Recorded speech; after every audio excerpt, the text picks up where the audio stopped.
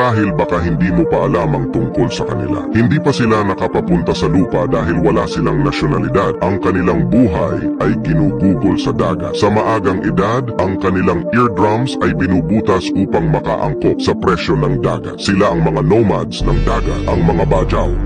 Ang kanilang kabuhayan ay mula sa pagbebenta ng mga pagkaing dagat at iba pang produkto. Araw-araw, maraming mga bangka ang pumupunta at umaalis. Nagbebenta ng kanilang huling-huli. Ang pangangatawan ng mga bajaw ay naiiba sa mga taong naninirahan sa lupa. Kaya nilang sumisid ng higit sa tedometro ng walang diving equipment. Dahil sa paglipas ng mga henerasyon, ang kanilang spleen ay 50% na mas malaki kaysa sa karaniwan. Ang kanilang pandinig ay maaaring maapektuhan sa kanilang pagtanda. Ngayon, ang ilan sa mga bajaw ay lumipat sa mga kalapit na isla upang manirahan sa mga kubo. Ang iba ay pinipiling manatili pa rin sa dagat. Ang kanilang bahay-bangka ay naging pinakamainit nilang tahanan. Maraming mga batang bajaw ang humihingi sa mga turista ng bottled mineral water dahil bihira sa kanila ang malinis na tubig.